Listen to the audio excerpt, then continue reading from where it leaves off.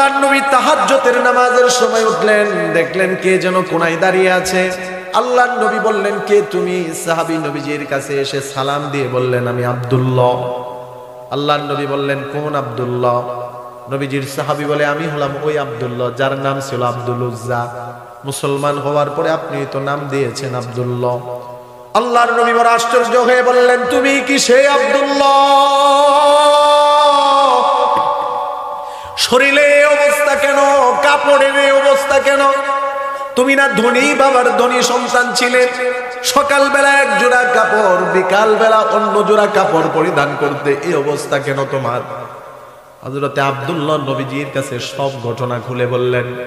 নবীজি আব্দুল্লাহকে বুকের মধ্যে জড়িয়ে নিলেন, সান্ত্বনা দিলেন, আব্দুল্লাহ সব ছেড়েছ, বাড়ি ছেড়েছ, মা ছেড়েছ, চাচা ছেড়েছ, সম্পদ ছেড়েছ, নিজের শরীরের কাপড় পর্যন্ত ছেড়েছ, তুমি চিন্তা করিও না, পৃথিবীর সবচেয়ে সফলকাম ব্যক্তি তুমি। বলেন আল্লাহু আকবার। আল্লাহর নবী সাহাবায়ে কেরামকে একদিন প্রশ্ন করলেন, আতাদরুনা মানিল মুফলিস? ও সাহাবীরা, তোমাদের মধ্যে সবচেয়ে নিঃস্বকে তোমরা কি জানো? সাহাবায়ে কেরাম বললেন, আমাদের মধ্যে মুফলিস, আমাদের মধ্যে নিঃস্ব ওই ব্যক্তি যার টাকা পয়সা নাই, বাড়ি গাড়ি নাই। আমরাও তো উত্তরে তাই বলবো। আল্লাহর নবী বললেন, না, ওই ব্যক্তি নিঃস্ব না যার টাকা পয়সা বাড়ি গাড়ি নেই, বরং সবচেয়ে নিঃস্ব হলো ওই ব্যক্তি যেই ব্যক্তি দুনিয়াতে থেকে অনেক নামাজ আদায় করেছে, অনেক রোজা রেখেছে, অনেক দান সদকা করেছে, বছরে বছরে হজ করেছে, উমরা করেছে। ওই ব্যক্তি হলো সবচেয়ে নিঃস্ব। দুনিয়াতে থেকে অনেক আমল করে ময়দানে মাহশারে আল্লাহর কাছে বিশাল আমলের স্তূপ সওয়াব নিয়ে সে হাজির হবে। সবাই মনে মনে ভাববে, এই লোকটার এত আমল, সে তো জান্নাতে চলে যাবে। এমন সময় তার কাছে এক লোক আসবে, আল্লাহর কাছে এসে তার ব্যাপারে ফরিয়াদ করে বলবে, আল্লাহ এই লোকটা আমাকে গালি দিয়েছিল, এই লোকটা আমার সম্পদ নিয়ে গিয়েছিল, এই লোকটা আমার জায়গা নিয়ে গিয়েছিল। আল্লাহ তাআলা সেই দিন ওই বান্দাকে বলবে, বান্দা তুই কি এগুলো নিয়েছিলি? জবান দিয়ে সে মিথ্যা বলতে চাইবে, আল্লাহ জবানে মোহর মেরে দিবেন। আল-ইয়াওমা নাখতিমু আলা আফওয়াহিহিম, আল্লাহ বলেন তাদের মুখের মধ্যে আমি আল্লাহ মোহর মেরে দিব। ওয়া তুকাল্লিমুনা আইদিহিম, হাত কথা বলবে। ওয়া তাশহাদু আরজুলুহুম, পা সাক্ষী দিবে। জবানে মিথ্যা বলার চেষ্টা করবে, জবান বন্ধ, হাত বলবে, হ্যাঁ আল্লাহ এই হাতে তো আমি তার জায়গা আমি দখল করেছি। এই হাত সাক্ষী দিবে, আল্লাহ এই হাতেই তো তার সম্পদ আমি মেরে দিয়েছি। এই জবান পর্যন্ত তার কন্ট্রোলে থাকবে না। আল্লাহর কাছে বলবে, আল্লাহ এই জবানে আমি শক্তি দিয়ে, দাপট দিয়ে আমি তার দুনিয়াতে সম্পদ মেরে দিয়েছি। এবার আল্লাহর কাছে ওই বান্দা, মাজলুম বান্দা বলবে, আল্লাহ আমার সম্পদ আমি চাই। আল্লাহ তখন জালেমকে বলবে, এই তার সম্পদ দে। জালেম বলবে, আল্লাহ দুনিয়াতে তো নাই, আমি তো এখন আখেরাতে সম্পদ নাই, আমি কি দিব? এবার আল্লাহ বলবেন, তোর কাছে যা আছে তুই তাই দিবি। তখন তার জীবনের নেক আমলগুলো ওই ব্যক্তিকে দিয়ে দেওয়া হবে। একের পর এক ব্যক্তি আসতে থাকবে, তার আমল নিতে থাকবে। যারা সমাজে জালেম হয়, যারা অপরের সম্পদ খায়, তারা কিন্তু একজনের সম্পদ মারে না, শত শত মানুষের সাথে এমন করে। বলেন ঠিক কিনা? সাদ আল সাদ এসে নবীজির সাহাবী উসমান রাদিয়াল্লাহু তাআলা আনহুকে যখন এসে পূর্ণ ঘটনা বললেন, উনি সাথে সাথে 2000 স্বর্ণ মুদ্রা হাদিয়া দিয়ে দিলেন। আল্লাহু আকবার বলেন। নবীজির সাহাবী বড়ই খুশি, বিভাগের অর্ধেক মোহরানা হয়ে গেছে, 4000 থেকে 2000। যখন চলে আসতেছে, হযরত ওসমান পিছন দিক দিয়ে আবার ডাক দিলেন, ও সাদ, শুধু মোহরানা দিলে হবে? নতুন বিবাহ করবে, কেনাকাটা করা লাগবে না, কসমেটিক্স দেওয়া লাগবে না, মার্কেটিং করা লাগবে না, আরো কিছু টাকা হাদিয়া দিয়ে দিলেন, যাও এগুলো দিয়ে কেনাকাটা করবে। নবীজির সাহাবীর মনটা বড় খুশি। আরেকজন সাহাবীর কাছে গেলেন, উনিও 2000 স্বর্ণ মুদ্রা দিয়ে দিলেন। 4000 স্বর্ণ মুদ্রা মোহরানা, কেনাকাটার জন্য অতিরিক্ত আরো টাকা নিয়ে মদিনার বাজারে চলে গেলেন। দোকানদারকে গিয়ে বললেন, ও ভাই দোকানদার, অনেক দিনের মনের স্বপ্ন, কল্পনা, জল্পনা, বিবাহ করব, বিবাহ করতে পারি না। কালো বলে কোনো মেয়ে বিবাহ বসতে রাজি না, গরিব বলে কেউ বিবাহ দিতেও রাজি না। তবে নবীজির উসিলায় আজকে বিবাহ করতে যাব, ভালো ভালো জিনিসগুলো দিয়ে দাও। দোকানদার যখন ভালো ভালো জিনিসগুলো দিচ্ছে, এমন সময় সাদ আল সাদ একজন আহ্বানকারীর এলানকারীর এলান শুনলো। একজন ঘোষক ঘোষণা দিয়ে যায়, হাইয়া আলাল জিহাদ।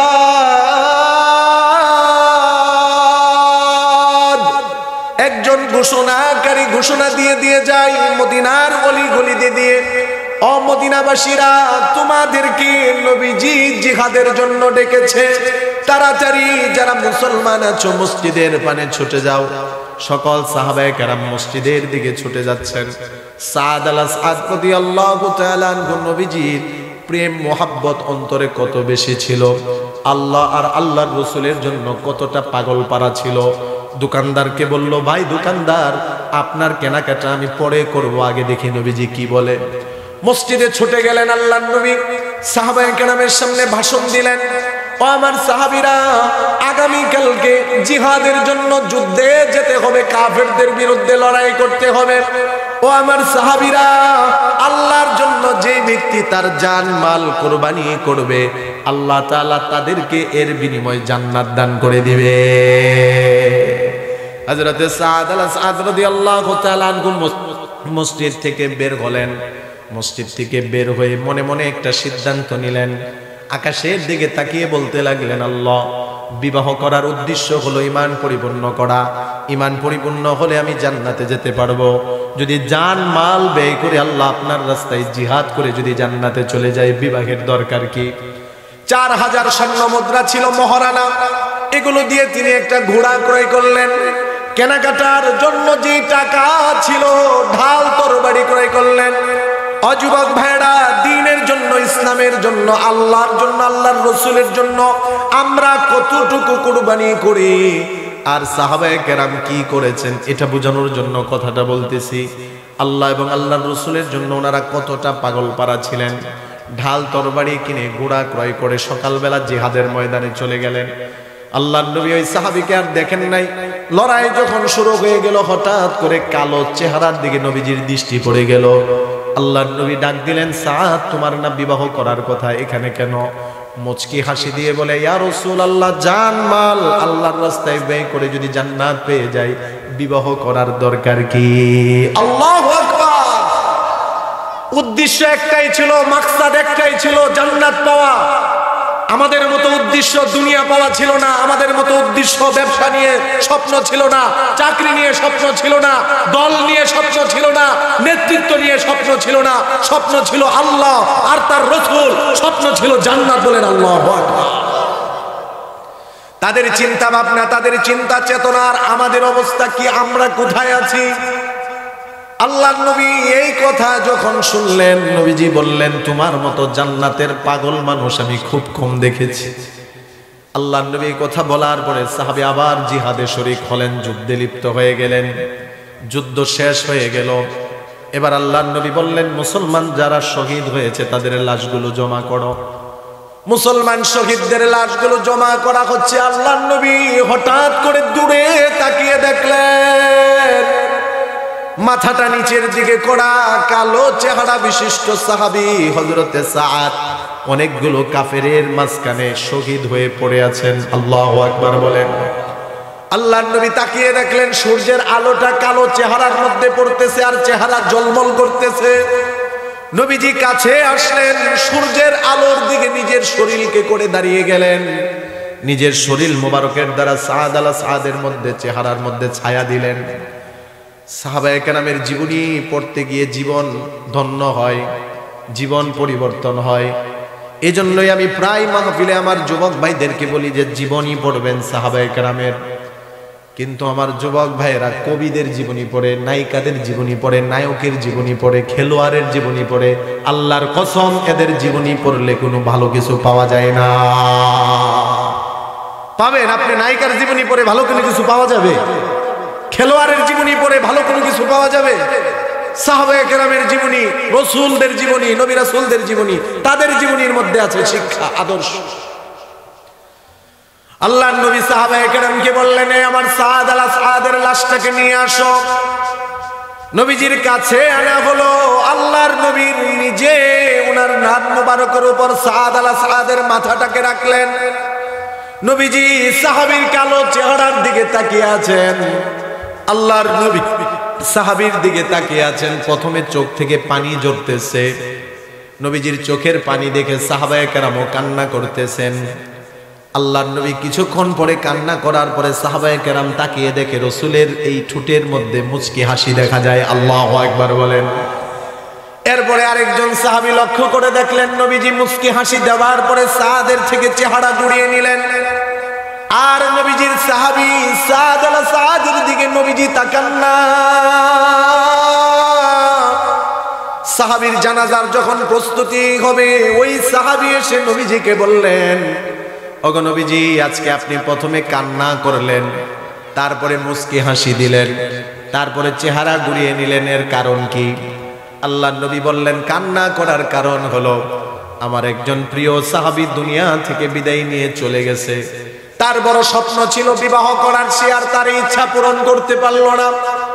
আমাকে মোহাব্বত করে আল্লাহর মোহাব্বত অন্তরে নিয়ে জিহাদের ময়দানে এসে শহীদ হয়ে গিয়েছে, তার বিরহে আমি কান্না করি। ওগো নবীজি, আপনি কেন মুচকি হাসি দিলেন?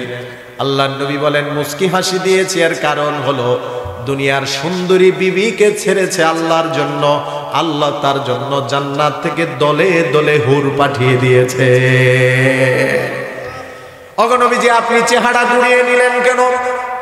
আর আপনি একটা বারের জন্য আপনার সাহাবীর দিকে তাকালেন না, এর কারণটা কি? আল্লাহর নবী বলেন, আমি আমার সাহাবীর থেকে চেহারা ঘুরিয়ে নিয়েছি, এর কারণ হলো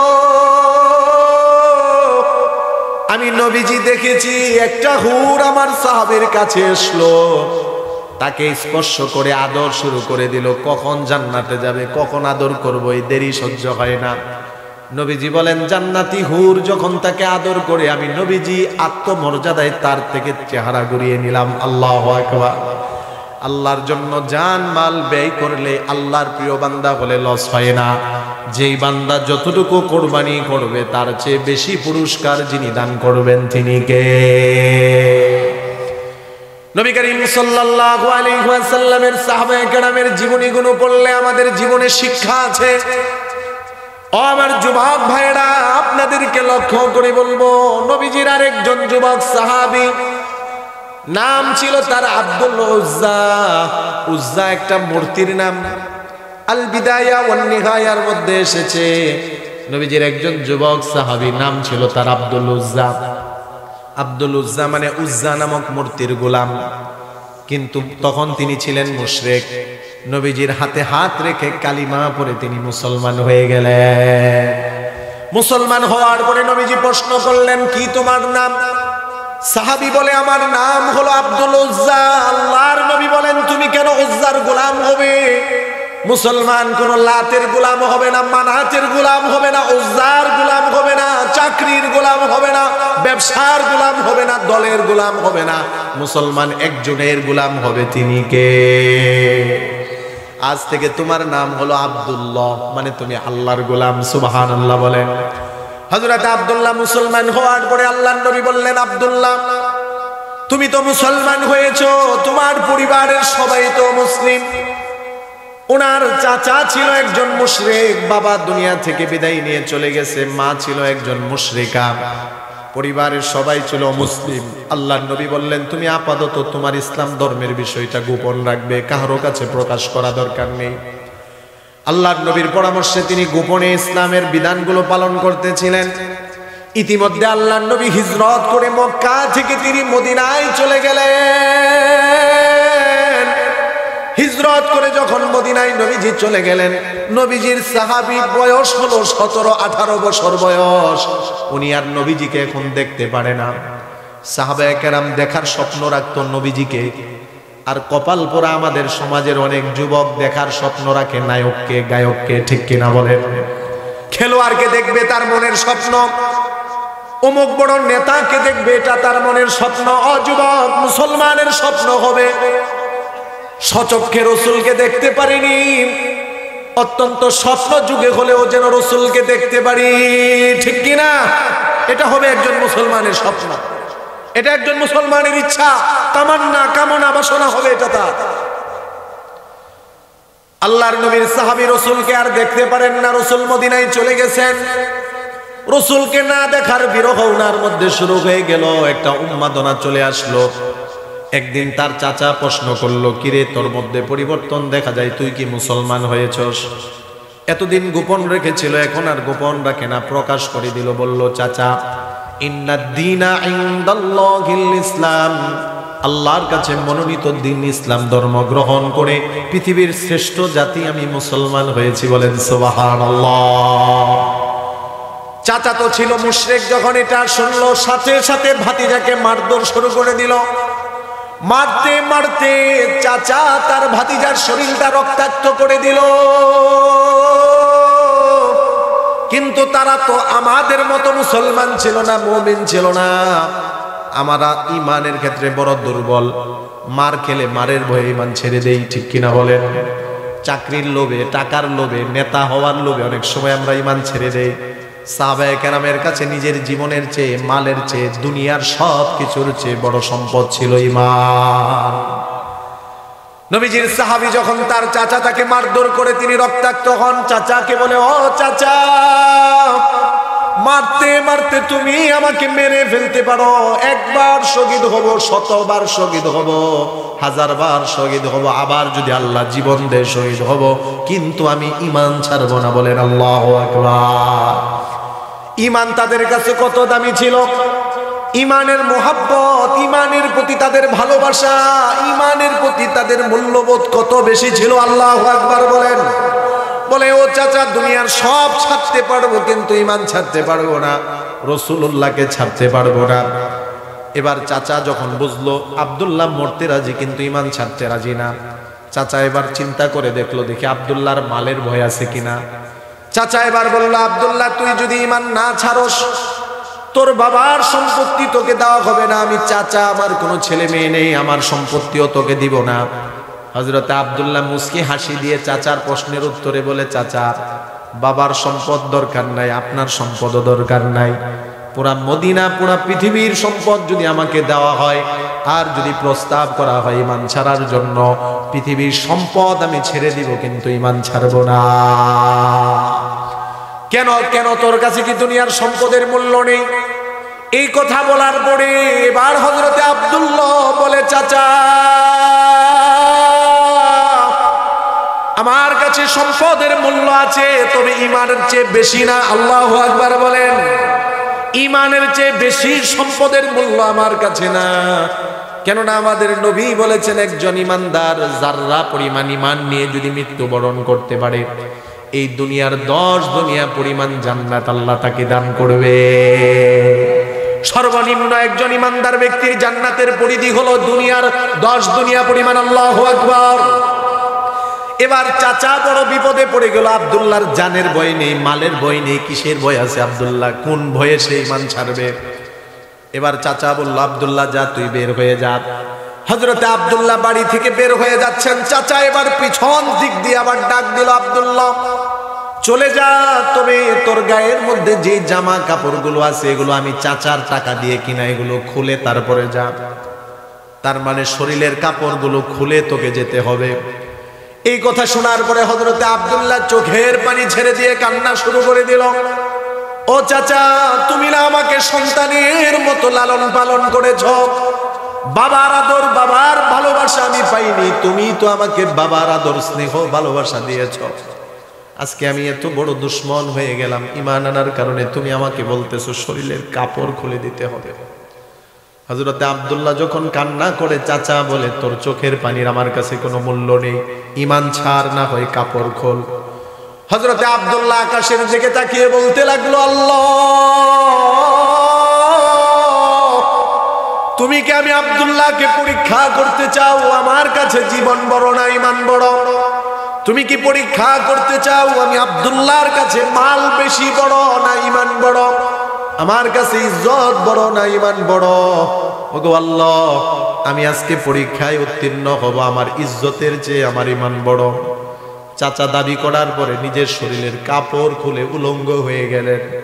17-18 বছরের নওজোয়ান যুবক উলঙ্গ হয়ে নিজের লজ্জাস্থান একবারে তিনি উন্মুক্ত করে দিলেন, বস্ত্রহীন হয়ে গেলেন। তারপরে তিনি ঈমান ছাড়েননি।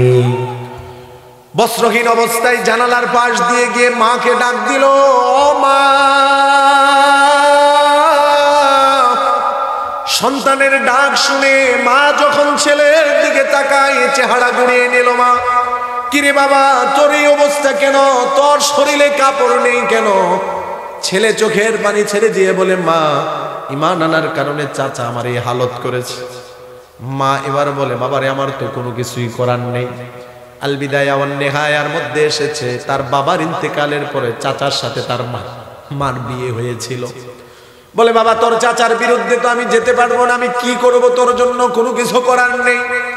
হযরত আব্দুল্লাহ বলে, মা, কিছুই করা লাগবে না, শুধু তোমার কাছে আমি আব্দুল্লাহর একটা দাবি হলো জীবনে আর কোনোদিন সন্তানের দাবি নিয়ে আসবো না। ওগো মা, তোমার কাছে জীবনের শেষ একটা দাবি হলো, মা, লজ্জাস্থান ঢাকার জন্য একটা কাপড় দিয়ে দাও। এই কথা শোনার পরে ভিতর থেকে ওনার মা একটা কম্বল দিলেন, কম্বল কাপড় দিলেন। কাপড়টাকে তিনি দু টুকরা করে নিজের লজ্জাস্থান ডাকলেন। এরপর থেকে ওনার নামের শেষে লেখা হয় আব্দুল্লাহ জুল বাজাদাইন।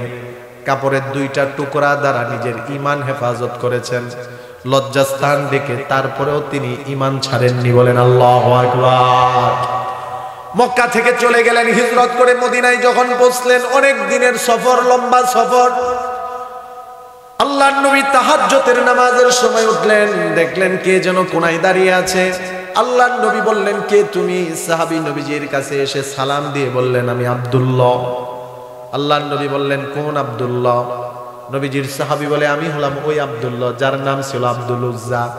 মুসলমান হওয়ার পরে আপনি তো নাম দিয়েছেন আব্দুল্লাহ। আল্লাহর নবী বড় আশ্চর্য হয়ে বললেন, তুমি কি সেই আব্দুল্লাহ? শরীরে অবস্থা কেন? কাপড়ের অবস্থা কেন? তুমি না ধনী বাবার ধনী সন্তান ছিলে? সকালবেলা এক জোড়া কাপড়, বিকাল বেলা অন্য জোড়া কাপড় পরিধান করতে, এই অবস্থা কেন তোমার? হযরতে আব্দুল্লাহ নবীজির কাছে সব ঘটনা খুলে বললেন। নবীজি আব্দুল্লাহকে বুকের মধ্যে জড়িয়ে নিলেন, সান্ত্বনা দিলেন, আব্দুল্লাহ, সব ছেড়েছ, বাড়ি ছেড়েছ, মা ছেড়েছ, চাচা ছেড়েছ, সম্পদ ছেড়েছ, নিজের শরীরের কাপড় পর্যন্ত ছেড়েছ, তুমি চিন্তা করিও না, পৃথিবীর সবচেয়ে সফলকাম ব্যক্তি তুমি। বলেন আল্লাহু আকবার। কেননা যার কাছে ঈমান আছে তার কাছে সব আছে, ঠিক কি না বলেন? ঈমান নেই, টাকা দিয়ে কি লাভ হবে? ঈমান নেই, এই দুনিয়ার সম্পদ দিয়ে কি লাভ হবে? ঈমান নেই, দুনিয়ার নেতৃত্ব দিয়ে কি লাভ হবে? ঈমান নেই, দুনিয়ার বাড়ি গাড়ি দিয়ে আমার কি লাভ হবে? আল্লাহর নবী বললেন, আব্দুল্লাহ, তুমি একজন সফলকাম, কেননা তোমার মধ্যে ঈমান আছে। আল্লাহর নবী হযরত আব্দুল্লাহকে আসহাবে সুফফার অন্তর্ভুক্ত করে দিলেন। সাহাবায়ে কেরামের মধ্যে তিনি থাকতে লাগলেন। তাবুক যুদ্ধের ডাক চলে আসছে, সকল সাহাবায়ে কেরামের সাথে হযরত আব্দুল্লাহ তাবুক যুদ্ধে অংশগ্রহণ করলেন। তবে যুদ্ধ আর সংগঠিত হলো না। হযরত আব্দুল্লাহ জুল বাজাদাইনের কবরটা এখনো তাবুকের প্রান্তরে আছে। আল্লাহর নবীর সাহাবী হযরত আব্দুল্লাহ জুল বাজাদাইন তাবুকের যুদ্ধে অংশগ্রহণ করলেন, যুদ্ধ আর সংগঠিত হলো না। নবীজি ওই তাবুকের ময়দানে থাকা অবস্থায় আব্দুল্লাহ অসুস্থ হয়ে পড়লেন। আল্লাহর নবী আব্দুল্লাহকে দেখার জন্য গেলেন। যাওয়ার পরে দেখলেন আব্দুল্লাহর আর বেশি সময় দুনিয়াতে নেই। আল্লাহর নবী বললেন, আব্দুল্লাহকে আমার কাছে আনো। নবীজির কাছে আনা হলো। নবীজি আব্দুল্লাহর দিকে তাকিয়ে আছেন, আব্দুল্লাহ নবীজির দিকে তাকিয়ে আছে। চার চোখের মিলন হয়েছে, দুজনের চোখ থেকে পানি ঝরতেছে। সাহাবায়ে কেরাম তাকিয়ে দেখে কান্না করতেছে। আল্লাহর নবী এক পর্যায়ে নবীজিকে বললেন, ইয়া রাসূলুল্লাহ, সব ছেড়েছি, আমি এখন আপনার কাছ থেকে জানতে চাই আপনি আমার প্রতি খুশি আছেন কিনা? আল্লাহর নবী বললেন, আব্দুল্লাহ, আমি নবী তোমার প্রতি খুশি, আর আমি নবী যার প্রতি খুশি আল্লাহও খুশি। আল্লাহু আকবার বলেন। আল্লাহ আর রাসূল যার প্রতি খুশি হয় তার কোনো ভয় নেই, কোনো টেনশন নেই। হযরত আব্দুল্লাহর ইন্তেকাল হয়ে গেল। আল্লাহর নবী বললেন, আমার আব্দুল্লাহকে গোসল করাও, আমার আব্দুল্লাহর গায়ের মধ্যে কাফনের কাপড় পরাও। তবে আশ্চর্যের বিষয় হলো, নবীজি বলেন, দুনিয়ার সাধারণ কাফনের কাপড় আমার আব্দুল্লাহকে পরাবে না। সাহাবায়ে কেরাম বললেন, তাহলে কি দিয়ে তার কাফন পরাবো? আল্লাহর নবী বললেন, আমার ব্যবহৃত দুইটা চাদর আমার আব্দুল্লাহকে দিয়ে দিলাম। আল্লাহু আকবার। আল্লাহর নবীর ব্যবহৃত দুইটা চাদর তিনি দিয়ে দিলেন, আর বললেন, দুইটা চাদর দিয়ে আমার আব্দুল্লাহর গায়ের মধ্যে কাফন পরিয়ে দাও। সাহাবায়ে কেরাম সবাই বুঝতে পারলেন এ আব্দুল্লাহ তো সেই আব্দুল্লাহ যে আব্দুল্লাহ একদিন ঈমানের জন্য কাপড় ছেড়েছিল। দুনিয়াতে আল্লাহ তার পুরস্কার দান করেছে, তার শেষ বিদায় হচ্ছে সাধারণ কাফনের কাপড় না, রাসূলের ব্যবহৃত চাদর দ্বারা। বলেন আল্লাহু আকবার। অমরব্বী বাবারা, যুবক ভাইয়ারা আমার, ও মুমিন মুসলমান, আল্লাহর জন্য যার যতটুকু কোরবানি তার পুরস্কার তত বেশি, ঠিক কিনা? এই যে শীতের রজনীতে এখানে বসে আছি, লস না, যার যেই ইবাদতে যে আমলে কোরবানি বেশি তার সওয়াবও বেশি। হযরতে আব্দুল্লাহ কিন্তু কোরবানি করেছিল, পুরস্কারও পেয়েছে। জানাজার পরে নবীজি নিজে কবরে নামলেন, আব্দুল্লাহর লাশটাকে নিজে হাতে কবরে রাখলেন। আল্লাহর নবী সর্বশেষ দোয়া করলেন, আল্লাহুম্মা ইন্নী আমসাইতু আনহু রাদিন ফারদা আনহু ইয়া রাব্বাল আলামিন। আল্লাহর নবী দোয়া করলেন, আল্লাহ আমার আব্দুল্লাহর প্রতি আমি খুশি আছি, তুমিও আমার আব্দুল্লাহর প্রতি খুশি হয়ে যাও। আল্লাহু আকবার বলেন। জীবনটাকে এমন ভাবেই গঠন করা লাগবে, এমন জীবন করিও গঠন, মরিলে হাসিবে তুমি কাঁদিবে ভুবন, ঠিক কিনা বলেন? আজকে তো আমাদের জীবন এমন ভাবে গঠন হয় না, জীবনের উত্তম চরিত্রগুলো আমরা গ্রহণ করি না। যত দিন যাচ্ছে তত মানুষের চারিত্রিক অধঃপতন হচ্ছে, বলেন ঠিক কিনা? অমরব্বী বাবারা, যুবক ভাইয়েরা আমার, কষ্ট নেবেন না, সমাজের বাস্তবতা অনুযায়ী কথা বলতেছি। সহিহ মুসলিমের বর্ণনা, আল্লাহর নবী বলেন, আয়াতুল মুনাফিকি সালাস। মুনাফিক যারা, তাদের চরিত্র হলো তিনটা। এক নাম্বার মুনাফিকের চরিত্র হলো ইদা হাদ্দাসা কাযাবা। মুনাফিক যখন কথা বলে কথায় কথায় মিথ্যা বলে। দ্বিতীয় নাম্বার মুনাফিকের চরিত্র হলো, নবীজি বলেন, ওয়া ইদা ওয়াদা আখলাফা। মুনাফিক যখন ওয়াদা করে ওয়াদা ভঙ্গ করে। নবীজি বলেন, ওয়া ইদা তুমিনা খানা। মুনাফিকের তৃতীয় চরিত্র হলো, মুনাফিকের কাছে আমানত রাখলে আমানতের খেয়ানত করে। এবার আমি আপনাদেরকে প্রশ্ন করি, বর্তমানে শুধু মুনাফিকের মধ্যে চরিত্র আছে নাকি অনেক মুসলমানের মধ্যে? কোন মুসলমানের মধ্যে এই চরিত্র আছে কি না? কথা বললে কথায় কথায় মিথ্যা বলা, এটা মুসলমানের চরিত্র হতে পারে না। ওয়াদা করলে ওয়াদা ভঙ্গ করা মুসলমানের চরিত্র হতে পারে না। আমানত রাখলে আমানতের খেয়ানত করা মুসলমানের চরিত্র হতে পারে না। যত দিন যাচ্ছে তত মুসলমানের চরিত্রের অধঃপতন হচ্ছে, ঠিক কিনা বলেন? আজকে কথায় কথায় মুসলমান মিথ্যা বলে, ওয়াদা করলে ওয়াদা ভঙ্গ করে, আমানতের খেয়ানত করে। আরেকজনের সম্পদ আপনি খেয়ে ফেললেন, একজন আপনার কাছে বিশ্বাস করে আপনাকে একটা জিনিস আমানত রাখলো, ভাই এটা আমি আপনার কাছে আমানত রাখলাম, তা আমি যদি এই সম্পদ তার খেয়ে ফেলি তাহলে কি আমানতের হেফাজত হলো? না, আমানতের খেয়ানত। আর এটা বান্দার হকের ক্ষেত্রে আমি খেয়ানত করলাম। মনে রাখবেন, হক দুই প্রকার, আল্লাহর হক আর বান্দার হক। আল্লাহর হকের ব্যাপারে আল্লাহ বড় দয়ালু, আল্লাহ চাইলে ক্ষমা করে দিবেন। বান্দার হক বড় কঠিন, বান্দা ক্ষমা না করলে আল্লাহও করবে না, ঠিক কিনা বলেন? আমরা তো মনে করি আমার ভাইয়ের সম্পদ মেরে দিতে পারলে আমি বাস লাভবান। আমি মনে করি আরেকজনের একটু জায়গা নিতে পারলে আমি লাভবান। আরে ভাই, হয়তো ক্ষমতার কারণে, আমার হয়তো দাপটের কারণে দুনিয়াতে সাময়িক আরেকজনের সম্পদ আমি কিছু সময় ভোগ করলাম, দুনিয়াতে কিছু সময়ের জন্য আরেকজনের টাকা মেরে দিয়ে আমি আনন্দ করলাম, ফুর্তি করলাম, কিন্তু এটার জবাবদিহিতা আল্লাহর কাছে আছে কি নাই? বান্দার হক বান্দা আল্লাহর কাছে বিচার দায়ের করবে। আল্লাহর নবী সাহাবায়ে কেরামকে একদিন প্রশ্ন করলেন, আতাদরুনা মানিল মুফলিস? ও সাহাবীরা, তোমাদের মধ্যে সবচেয়ে নিঃস্বকে তোমরা কি জানো? সাহাবায়ে কেরাম বললেন, আমাদের মধ্যে মুফলিস, আমাদের মধ্যে নিঃস্ব ওই ব্যক্তি যার টাকা পয়সা নাই, বাড়ি গাড়ি নাই। আমরাও তো উত্তরে তাই বলবো। আল্লাহর নবী বললেন, না, ওই ব্যক্তি নিঃস্ব না যার টাকা পয়সা বাড়ি গাড়ি নেই, বরং সবচেয়ে নিঃস্ব হলো ওই ব্যক্তি যেই ব্যক্তি দুনিয়াতে থেকে অনেক নামাজ আদায় করেছে, অনেক রোজা রেখেছে, অনেক দান সদকা করেছে, বছরে বছরে হজ করেছে, উমরা করেছে। ওই ব্যক্তি হলো সবচেয়ে নিঃস্ব। দুনিয়াতে থেকে অনেক আমল করে ময়দানে মাহশারে আল্লাহর কাছে বিশাল আমলের স্তূপ সব নিয়ে সে হাজির হবে। সবাই মনে মনে ভাববে, এই লোকটার এত আমল, সে তো জান্নাতে চলে যাবে। এমন সময় তার কাছে এক লোক আসবে, আল্লাহর কাছে এসে তার ব্যাপারে ফরিয়াদ করে বলবে, আল্লাহ এই লোকটা আমাকে গালি দিয়েছিল, এই লোকটা আমার সম্পদ নিয়ে গিয়েছিল, এই লোকটা আমার জায়গা নিয়ে গিয়েছিল। আল্লাহ তাআলা সেই দিন ওই বান্দাকে বলবে, বান্দা তুই কি এগুলো নিয়েছিলি? জবান দিয়ে সে মিথ্যা বলতে চাইবে, আল্লাহ জবানে মোহর মেরে দিবেন। আল-ইয়াওমা নাখতিমু আলা আফওয়াহিহিম, আল্লাহ বলেন তাদের মুখের মধ্যে আমি আল্লাহ মোহর মেরে দিব। ওয়া তুকাল্লিমুনা আইদিহিম, হাত কথা বলবে। ওয়া তাশহাদু আরজুলুহুম, পা সাক্ষী দিবে। জবানে মিথ্যা বলার চেষ্টা করবে, জবান বন্ধ, হাত বলবে হ্যাঁ আল্লাহ এই হাতে তো আমি তার জায়গা আমি দখল করেছি। এই হাত সাক্ষী দিবে, আল্লাহ এই হাতেই তো তার সম্পদ আমি মেরে দিয়েছি। এই জবান পর্যন্ত তার কন্ট্রোলে থাকবে না। আল্লাহর কাছে বলবে, আল্লাহ এই জবানে আমি শক্তি দিয়ে দাপট দিয়ে আমি তার দুনিয়াতে সম্পদ মেরে দিয়েছি। এবার আল্লাহর কাছে ওই বান্দা, মাজলুম বান্দা বলবে, আল্লাহ আমার সম্পদ আমি চাই। আল্লাহ তখন জালেমকে বলবে, এই তার সম্পদ দে। জালেম বলবে, আল্লাহ দুনিয়াতে তো নাই, আমি তো এখন আখেরাতে সম্পদ নাই, আমি কি দিব? এবার আল্লাহ বলবেন, তোর কাছে যা আছে তুই তাই দিবি। তখন তার জীবনের নেক আমলগুলো ওই ব্যক্তিকে দিয়ে দেওয়া হবে। একের পর এক ব্যক্তি আসতে থাকবে, তার আমল নিতে থাকবে। যারা সমাজে জালেম হয়, যারা অপরের সম্পদ খায়, তারা কিন্তু একজনের সম্পদ মারে না, শত শত মানুষের সাথে এমন করে, বলেন ঠিক কিনা?